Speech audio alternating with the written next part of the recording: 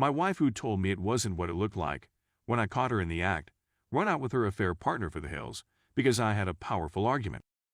I, 32 years old, caught my wife, 30 years old, cheating on me in our marriage bed only a few hours earlier. I'm now locked up at my father's fishing cabin, trying to figure out what I'm going to do from here. I feel useless and ruined. Because of that wrath, I'm filled with rage. My whole life has been thrown down the toilet, and I have no one to speak to. The one person I believed I could confide in had deceived me and attempted to lie about everything. I just terrified 3 individuals. One of them was myself. I'd be fortunate if the police weren't searching for me right now. If they are, I'll deal with it when I have no choice. I work in construction, namely demolition. The group I work with travels often, and I had been gone for 10 of the 14 days I was meant to be gone. Because of the rain, it's difficult to blow up wet items, and the forecast, I chose to go back home until I was assured we could operate again. My flight didn't arrive till after midnight. I wanted to surprise my wife, so I didn't tell her I was going to be there. I took a 4 to 5 minute drive from the airport to our residence. My wife discovered some gorgeous land away from any other houses via her real estate work 8 years ago. I completed constructing our home 2 years later, which we have adored ever since. Because we have a 4-car garage, any cars parked in front of us are odd. My heart sank as I saw a black SUV that I didn't recognize. I knew right away. I hadn't picked up on any signs of difficulty in our marriage. We hadn't had any disagreements. Our sex life had been wonderful and frequent. But I had a feeling I'd find out what I discovered once I got in.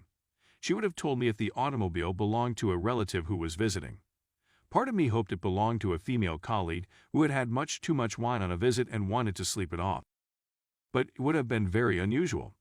I sat outside the home for at least 15 minutes, contemplating things. However, I placed my vehicle approximately 6 inches away from the driver's side of the SUV, which was parked next to a retaining wall. Whoever it belonged to would not be getting into their vehicle and driving away without my permission, nor would they be busting out a front or rear window. I parked my vehicle and entered via the deck's rear entrance. I have permission to carry a concealed firearm for a GUN before getting into my vehicle at the airport and heading home. I had placed my holster on. I wasn't worried about my life, but I was frightened of losing my cool and taking someone else's life. Everything was calm as I walked into my residence. At first, I didn't think anybody was home. But with a completed lunch for 2 on the table and a sink full of dishes, I realized there was something wrong. I strolled down the hall gently to our bedroom and turned the door carefully.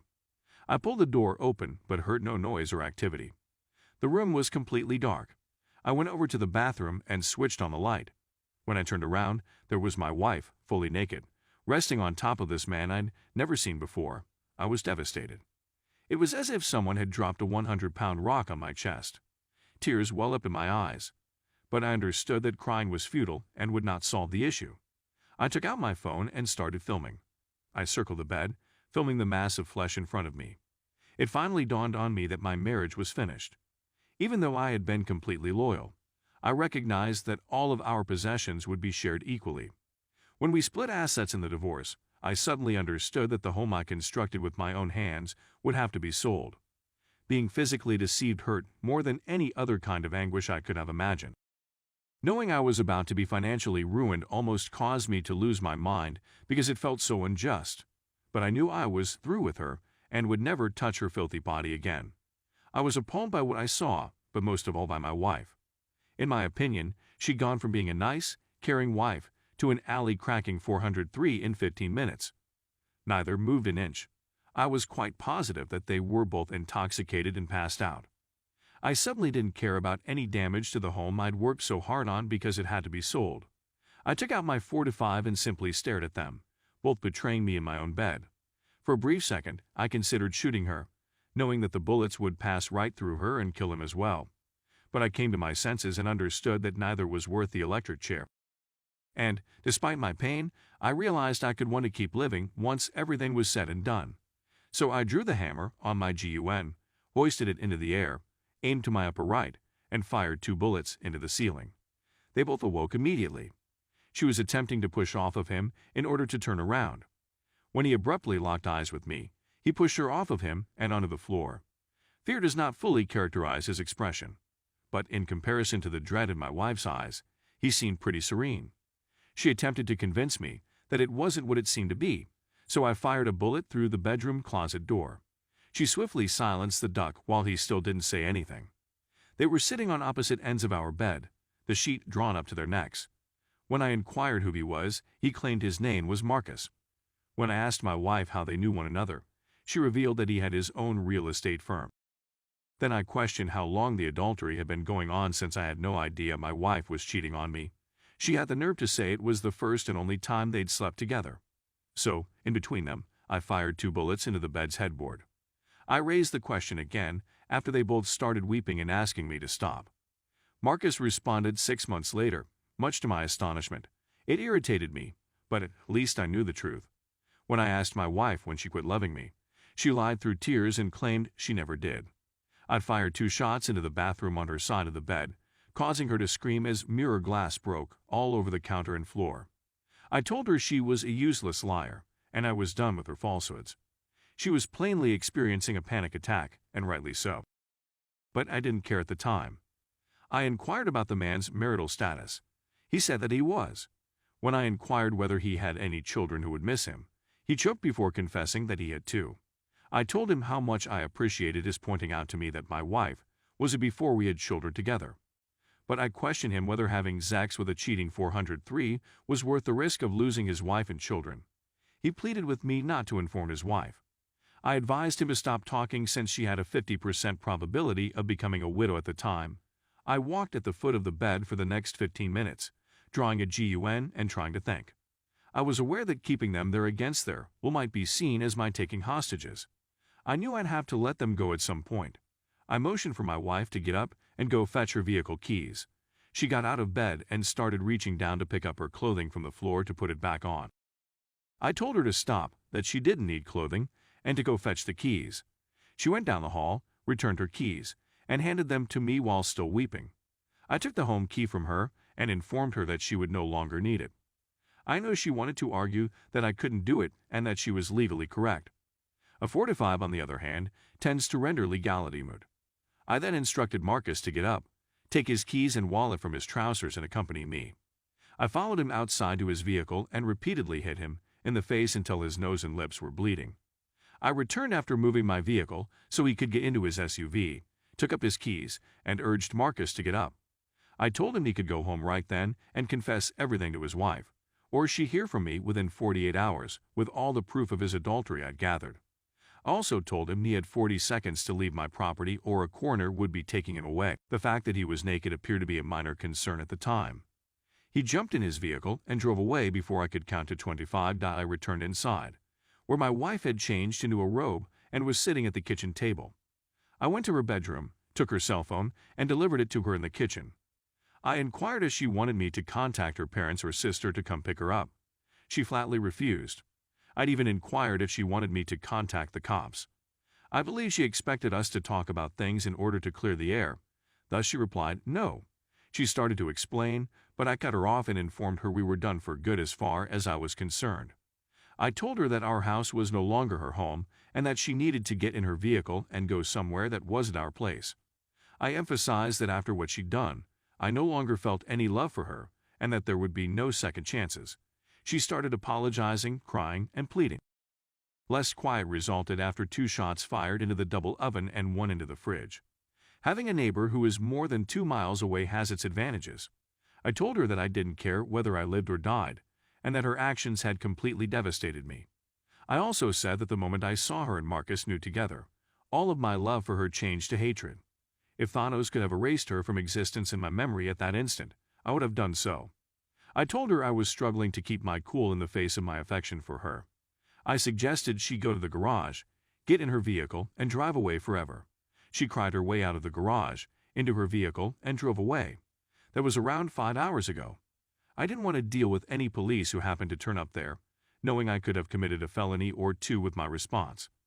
Before leaving and getting back into my vehicle, I turned off everything and secured the doors. My father has a fishing cottage that he and his mates frequent. I drove here and let myself in using the secret spare key. When I arrived, it was much too early to phone anybody.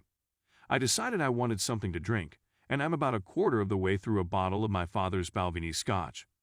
My dad is going to be furious until I tell him what my wife did. I'm also quite sure it's the bottle I got him for his birthday last month. I'm at a loss as to what to do. I've combed through threads on this subreddit and others in search of solutions. However, the majority seem to be folks attempting to determine whether or not their spouse is cheating. I already know the truth. So as much as I want to know the truth, all the justifications for adultery ring hollow. Other articles seem to be techniques for getting a cheater back. I'm not sure why someone would want to reclaim a cheating spouse, but I'm looking for a divorce. I want it in my favor as soon as possible. She will never be able to choose me again. I'm not a carnival prize, but rather a human being. I want to get rid of her and destroy all traces of her in my life. I never want to see or hear from her again. Is it possible for attorneys to handle everything? I have the funds to get things started. What I lack is the time, energy, and patience to deal with this nonsense. 8 years of marriage gone down the toilet. After what I just saw, I now believe her to be one big lie, because after what I just saw, I can't trust anything she's ever said to me is true. 8 years of my life were squandered on a wicked con artist. Part of me wishes I'd simply shot them both and taken my own life. But it may just be the scotch talking. I'm going to get my carp tested just to make sure that 403 didn't give me anything. Actually, now that I think about it, I've wasted a decade on her. Her actions have devalued my life and rendered my time with her meaningless. The only thing I'll remember about this marriage is that honesty and loyalty are things of the past. Herpes is the one thing that lasts permanently in any relationship these days. It is all about avoiding lies in love and marriage. I'm terribly, really depressed right now. Some, I'm sure, already see me as a knuckle-dragging Neanderthal for reacting violently to violence and threats. I'm also aware that some may criticize me for using one of my GUN. I didn't shoot anybody, and the bedsheets were already soiled when I did. If gunshot holes diminish the price of the home by a few $1,000s, I can live with that. I really can't take any more of this. Part of me simply wants to beat a bullet and give up. My life is over, and it's not coming back even if I wanted it to. People will claim I escaped a bullet irony by not having children with my wife and discovering she's unfaithful. That doesn't seem to be the case right now. I move from uncontrollable tears to wrath like I've never experienced. Either I confront this or I simply give up. For the time being, the second alternative seems to be the superior option. Maybe if I fall out and sleep for a while, things won't seem so horrible. But I have my doubts. The weather prediction indicates that things will clear up sufficiently to allow me to work in a few days, so I will need to fly the day before. For a variety of reasons, I dislike the area in which we are working, but a part of me wants to leave after the task is done and never return. Part of me wants to find out where I want to start again, if I want to start over at all. What factors should I consider before choosing a lawyer's? There a ranking system for legal services on Yelp or another website? I despise lawyers. Members of the most shady legal profession. Now I need to locate the most tenacious lawyer I can find. Please accept my apologies for the wall of words. It wasn't quite as therapeutic as I had thought. But nothing is going to make this pain go away anytime soon. What on earth am I expected to do? What's the purpose of accomplishing anything at all? The person I was sacrificing my all for is no longer with us, and I realized today that he never existed. I was far from perfect, but I remained loyal. I was never stern. She never heard me shout like that before today. I was a wonderful spouse. I enjoyed being married and devoted. But for every wonderful person out there, there's a harlot ready to dig her claws into him and wreck his life for her own benefit. Duck this life, my soon-to-be ex-wife, and relationships. Now I'm simply rambling. I guess I'll go to bed now. When I wake up, I think I'll call my folks and tell them what happened. I'm still in shock, and I've never experienced such heartbreak in my life. Maybe I'll feel better tomorrow.